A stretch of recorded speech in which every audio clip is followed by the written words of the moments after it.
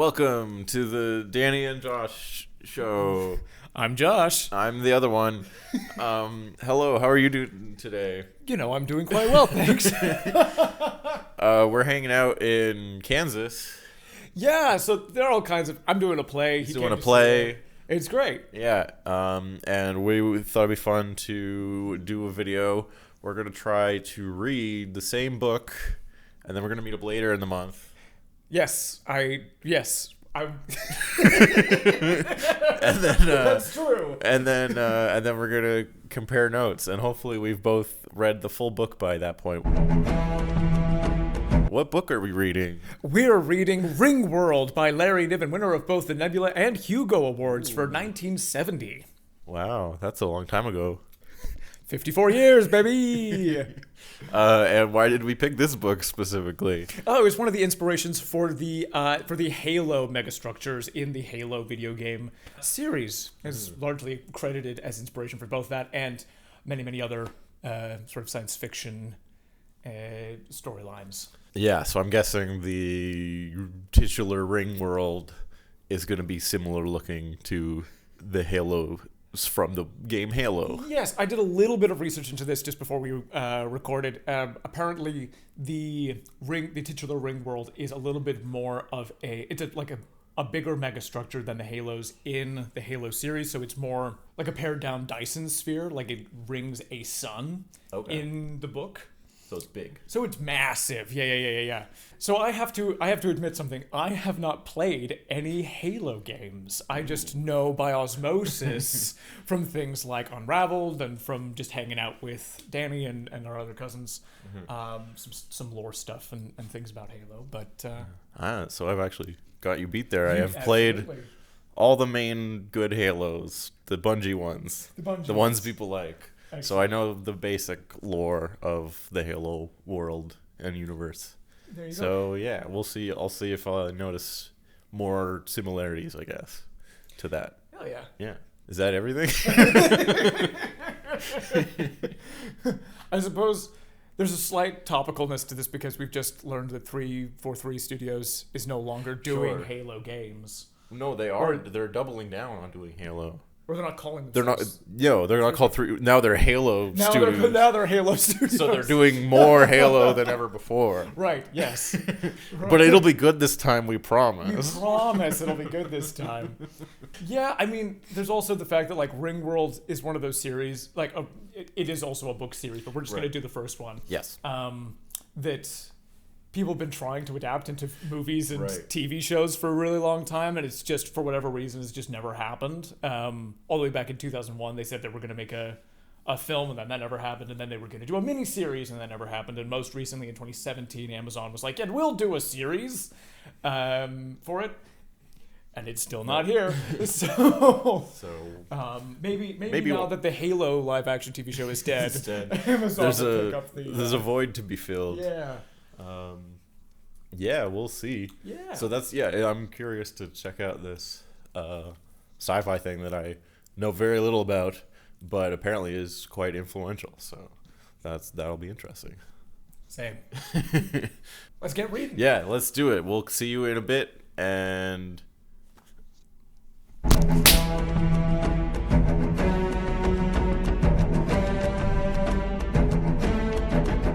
here we are. We're back. Hello. We've read Ringworld, or I read most of it, and I read the whole thing. And we're back in Canada. You went on tour with your play. I did. It was very successful. It won all of the awards. Well, thank you. It didn't win awards. It won the Oscar. Oh yeah. And the Emmy for Best Play. Yep. And a Grammy, actually. And a Grammy too. Yeah. Pretty exciting. It was pretty cool. So, what did you think of Ringworld, I guess? Ringworld's an interesting book. There are a lot of really cool ideas in it, and I don't think it is terribly successful as a complete story in and of itself. That's my sort of review. I think that's fair. Yeah. I think I have similar thoughts. I like a lot of the weird ideas in it. Same. Yeah. It felt a little bit aimless in some of the direction of the story. It's just kind of like they go to this weird Ringworld planet thing, and they're just kind of exploring it and finding weird stuff. Absolutely. Yeah, and you haven't read the ending, so I'm going to try to be a little bit vague on the specifics of the ending. That's probably a good thing to do for the audience as well. I think that's fair. We might spoil just some of the basic plot concepts. Yeah, for sure. sure. We won't go into like too much detail about how it all happens and how it all ends. But essentially, the ending of the book, they've been exploring this megastructure of the Ringworld, and at the end of the story, a lot of the plot threads that they've set up, or like the things that matter in universe, are left completely unfinished, unresolved. So it's very much like, all the stuff that actually matters, all of that stuff is just going to continue. You're going to have to read the next one for any of that. All that is really concluded here is part of exploring the megastructure of the Ringworld. We got some answers to some of the questions, enough that we are happy for now. For now, but then you gotta go get the next book. Yeah, the rest of the story. So there's a team of 4 who go exploring. They're gathered together by one of these aliens, and there's a team of 4 who go to explore the megastructure of the Ringworld. Which is like, it looks kind of like the Halo rings, right? Except different. It goes all the way around a sun. Yes, and it's huge. Yeah, they compare it to a Dyson sphere, except it's just a ribbon around the world, right? It's a ring. This has very little to do with Halo. We initially picked this one because we thought it was similar. Like, apparently it's been quoted as like one of the inspirations for Halo. Yeah. And I think it's literally just like, oh, that's a cool visual. Yeah. Yeah. I think that was it. And that's about it. Because story-wise, it's very other than like, there's a big ring in space that the characters go to, and it's important to the plot. Yes. Other than that, it's not. It's pretty different. So because this isn't like Halo's like a military sci-fi for sure thing. But this is like, we're exploring the universe, and we came across this weird thing, and we're gonna check it out. Yeah, there's very little fighting in there's not no fighting, but there's very little fighting, and it's not military at all. No. So I definitely I'm torn, because I do want to know what happens with some of the stuff that's been set up. But on the other hand, it pisses me off no end to not have a proper ending to a book. So I probably won't read the rest. out of spite. out of pure spite. I don't like it. Yeah. But yeah, should we talk a little bit about what we liked, what we didn't like? Sure. Characters, etc. Yeah. Yeah. What did you like? So let's talk a little bit about some of these weird ideas that we did like. I like the puppeteer aliens. Yeah, I love their design. I think they're super weird. Absolutely. So their design is, there's like a big fat body with 3 legs coming off of it, and then 2 heads on long necks. Yeah. Each with 1 eye, is that right? I believe so. Yeah. And then these mouths, and the lips around the mouths are like, they have these the bumps which serve as fingers. Yeah. But the brain is like housed in the body. Yeah. And they can make, like, they speak out of both of their heads. Yeah. And they have like these beautiful voices, and they can like make orchestral music and stuff come out of their mouths. Mm-hmm. They're very odd. Yeah, and they can like curl up into a little ball. Yes. Like a Borak. Yeah, I was thinking actually like a Borak. Yeah. And their like main thing, like Nessus is the one that is the one that we see for most of these aliens are called puppeteers. Mm-hmm. And it is Nessus who gathers the expedition to explore the Ringworld together, because his species are defined by caution, essentially, and cowardice. By cowardice, essentially. Yeah. So they're always about like, how do we? Yeah, like they don't like faster than light travel. No, they're like that's too risky. It's scary. It's scary. So they like. But they're always looking for the ways to that pose the least risk to them to survive. To survive, and to mitigate threats to their own safety. Because like we find out that there's this like supernova. What's it called again? I don't remember. They had like some name for it. That's like there's this supernova chain reaction. Yeah, there's a gamma burst or whatever. That is going to eventually, the like radiation of it is going to eventually catch up with like where Earth is and some of the other nearby planets that are inhabited by other alien species. So that at some point, 20,000 years. Yeah, they're going to have to figure out a way to leave their galaxy, basically. Yeah. So that's why they're investigating this Ringworld, because they're like, if there's a species that could create such a crazy structure, they might have technology and ways to escape this existential threat that will eventually catch up to us. So that's kind of the like background threat of why it's important that we're going to the Ringworld. Other than just we're curious about what that is. Well, yeah, and this particular one of the puppeteers is considered mad because of their species, there's some of them have to take risks and go and do things, and he's one of the ones who goes and does that. So he's gathering a couple of humans and another alien to go explore the Ringworld because none of his own species want to do it because they're too scared of what might happen if they encounter aliens who they deem to have like greater technology than themselves. Yeah, I like those aliens. I like Speaker to Animals. Speaker to Animals is the other alien. The other alien, who's a Gazint, I think they're called. They're like big and furry. They're 7 foot tall cat people. They look, in my head, exactly like Incineroar. Yeah, I see that. Yeah. I like that. Yeah, but they're like thought out as a species. So they have like a very strict code of honor, which means they have to go to war with people. Yeah, they're like a warrior race kind of. And they met humans a while back, and they went to war with humans. Yeah, several times. And kept losing. Yes. Until now, at last, they're like, no, we will... Fine, we won't go to war with the humans. We'll have peace with them, I guess. Yeah, if we have to. We're not happy about it. We literally can't afford to keep doing war. So they're like, their whole culture over the course of a few hundred years of war with humans that they keep losing has been changing slowly. So their species is very sort of interesting. Speaker to Animals is shown to be like very, very intelligent over the course of their journey, and sort of they start to have this rapport as a team, which is quite cool. And I think the interesting thing there is that he does bring quite a different perspective to everything. Yeah.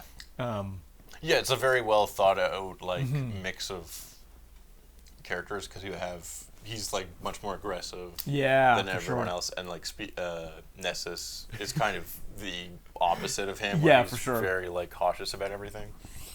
So it's a fun dynamic. I do think it's a fun group dynamic. Yeah.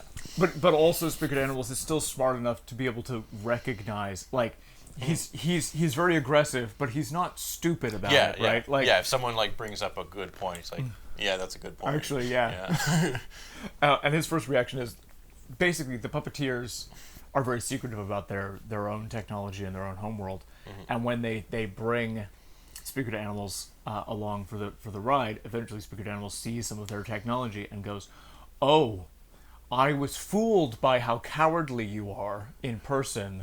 Your technology is so great that if we ever did go to war with you, we would all die." Right, we would lose. Yeah, we would absolutely 100% lose. And it's sort of something that he's got to think about. Is like, you look stupid and cowardly, but we do have to face the fact that we would all be extinct if we went to war with you.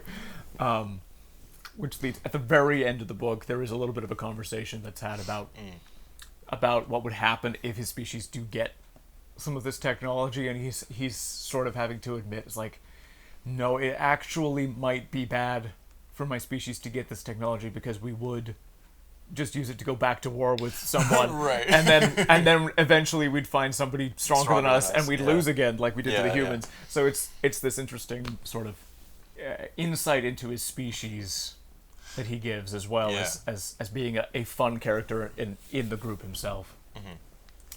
Yeah, and then we have, like, I guess the main guy, Louis Wu. Yeah, who's almost, he even says it at the beginning, he's almost like the control of the group. Yeah. He's sort of neutral. Mm-hmm. He's a human. He's been taking this drug that keeps you young called booster spice. Yeah, it's very similar to Dune. Yes. Well, like the age part of it. Yeah, it doesn't give you all the other cool stuff that spice does in Dune. It just makes you live longer. Yeah, so he's 200 years old, and he likes to explore. He gets wanderlust, so that's why he's on the team. And he's smart and capable, and and he has history exploring other alien planets and stuff. So he does have some qualifications. No. Yeah, he's good, but he's almost. Yeah, he's definitely the like point of view, like ride along character to a certain extent, and like kind of the neutral perspective to balance everything out. Yeah.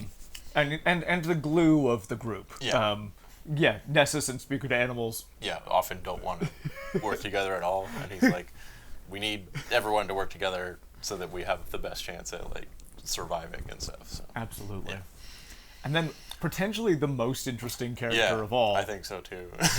Tila Brown. Who is 20. She's young. Also a human.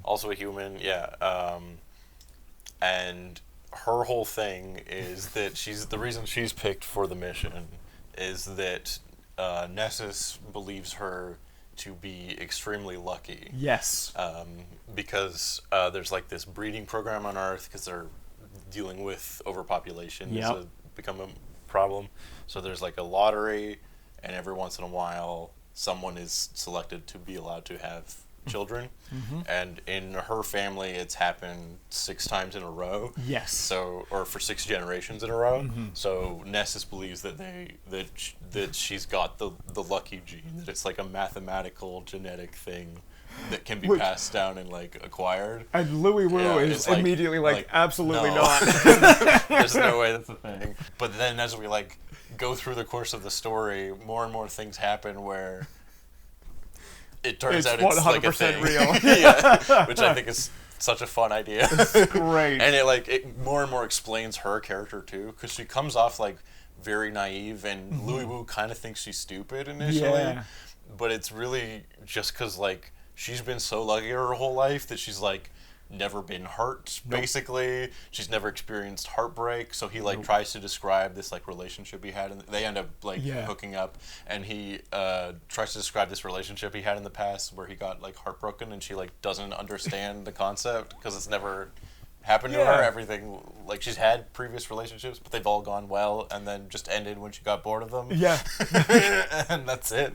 And it's like, for some reason, there is a mathematical, calculable equation of luck that exists within the universe, and has like the most amount of luck. Absolutely. In a person that can be created or achieved. And there's an ongoing back and forth throughout the story about whether she has this luck or not, or maybe it's temperamental, because bad things do happen to them, which is not supposed to be true. Right. If she's so lucky, then why are they... Well, like, their ship crashes initially. Exactly. And so now they're, like, trying to figure out how to get off the Ringworld or how to, survive. And they're then why would our ship crash? And, but then a bunch of lucky things do happen to them, and they are, like, protected by her luck. And they're like, oh, okay, so it does work sometimes. Yeah. But then there's a big storm, and she gets lost and is killed, presumably in the storm. And they're like, well, I mean, her luck was, sort of blah. That's the last little bit that I read that's when like Louis Wu discovers fully is accepting like, no, like it's a real thing. Like she survived a storm through some magic luck powers that she has, and I believe it now. Yes. Yeah. So this is the most spoilerific for like the end of the and I will spoil this because it is bringing this idea to its head. Yeah. So what happens is everybody except for Louis thinks that she's dead. Right. Mm-hmm. Like I just found out she's alive. She's alive. Yeah. Amazing. Yeah. Yes. So they discover that she's alive, and it turns out that the entire events of the book, everything that has happened, has been her luck manipulating events to put her in the best place for her. Yeah. So it turns out that the love of her life is a guy on the Ringworld. Yeah. Who's a big dumb hero type, which is absolutely amazing. And Louis sees him and goes, "Oh yeah, okay, yeah, it's perfect for her." So I haven't met him yet. Oh, you will in 2 pages. Okay, so yeah. Cool. So yes, her luck somehow knew that the love of her life was on the Ringworld. So she needed to. She needed to go there. So she needed a reason to go there, which is why she hooked up with Louis Wu. Right.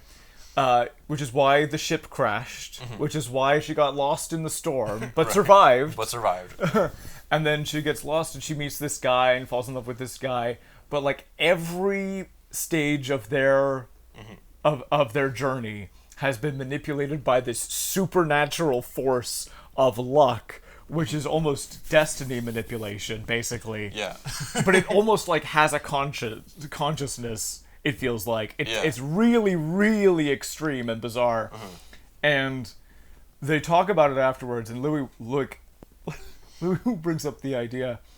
They're talking about like the future and escaping this gamma radiation and stuff. And Louis Wu goes, "It might not be a problem." And somebody goes like, "What? What do you mean?" And he says, "Well, do you think her luck is going to allow her to die? Ever?" It's like, ever. It's like, oh, she might be not only alive in 20,000 years, but like able to stop the radiation from destroying the ring, or she will get off the ring world somehow, or something. Yeah, well, I think that's a concept that Nessus points out about Earth as well at one point, where he's like, humans for some reason are extremely lucky. Like it doesn't make any sense how they've survived as long as they are. They're stupid. They have wars with each other. They make atomic weapons. They're destroying their environment, but they're somehow alive still. I don't understand it other than it has to be luck, just pure luck. Which is why he specifically is like interested in humans and wants one on their mission, one that's particularly lucky. So it's like. It's an interesting idea. So the idea, that there is truly a supernatural luck element to humanity's survival. It's like, he describes it as a bunch of near misses. Right? It's, we nearly destroyed our own environment. We nearly destroyed ourselves with nuclear war. We keep almost dying, but not quite. But somehow making it. Same with the war with the Gazint. It's like we almost lose, we but then easily lost that war, but we managed to pull through. Like that kind of stuff. Like that to me sort of sums up like the really interesting ideas. Yeah, for sure. I agree. I like all those ideas. More of the stuff that didn't work for me was just like, I think the structure of the story itself feels a little aimless at times. For sure. Like I like the setup and everything. We're trapped on this ring world. We're trying to get off, and then they're just kind of like going and finding various things, and it's not entirely clear how much each thing that they find is going to be important, or if it's just like, oh, here's a weird thing we found. And I think it's the idea of it is meant to be more of a mystery than it comes across as. Like, I think we're meant to be really like questioning and like wanting to find out who made the ring world and what all of this means, but it does come across more as just, oh, and here's some other interesting stuff, as opposed to here's another clue that will help you figure it out. So similarly, like when the answer is revealed about like who made the ring world, it doesn't feel like oh wow, we figured it out. It's almost casually described. It's like, oh yeah, and these guys did it, and they're still around, and they're kind of here and there, and at some point we'll find more probably. Right. And it's like, okay. All right. There's another sci-fi idea that is brought up that is really crazy, but it's brought up extraordinarily casually, and is very blasé. Like, the characters are very blasé, and they just kind of go like, oh yeah, but that doesn't matter. And they're like, but that's insane. That's an insane thing you said. And they're like, yeah, but we can't think about that right now because we got to get off the Ringworld. And I'm like, I'm like, I guess that's true from your perspective. But there's like, they find humans on the Ringworld, which are like just extraordinarily far away from Earth. Where Earth is, and humans of Earth couldn't get there. They don't have the technology to do that yet. So, and these are like, clearly these humans have been there from like for before centuries, Earth. Maybe long, for thousands of years probably. And so there's like, was Earth like a terraforming project by humans from a different origin point? Exactly. And one of the theories that's brought up by one of the characters, I think Nessus, is like, well, maybe they terraformed Earth and brought, like, because there's evidence of evolution on Earth. The theory is that they brought primates from the origin world of humans to Earth and let them evolve. And then they just evolved into humans as well. It's very weird. So like, and into like exactly parallel humans. Yeah. So, which is wild. That's a wild idea. But then they're like, we can't know for sure. Whatever. Moving on. Yeah. So any sort of overall. I don't know. I thought this was a fun experiment. Yeah. We should do it again sometime. You know what, we should. I don't know. Have you read Ringworld? Ringworld? Are you a fan of Halo? Are you a fan of Halo? And did you, like us, just discover that it actually has nothing to do with Halo? Tune in next time. Yeah. Go look up Josh's play. Thanks. It's called Hotel Elsinore. Amazing. Do you have a website or our director has the company under which it is produced is Plant Unlimited. We have a Facebook page.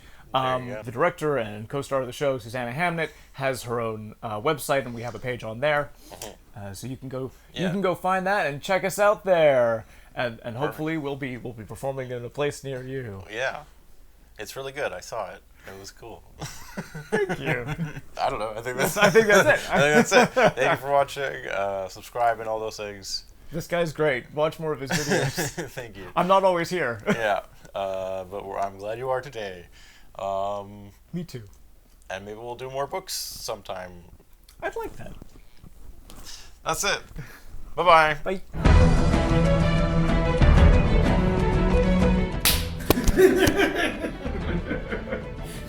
I have to remember that I did that. And clap back in on the other side.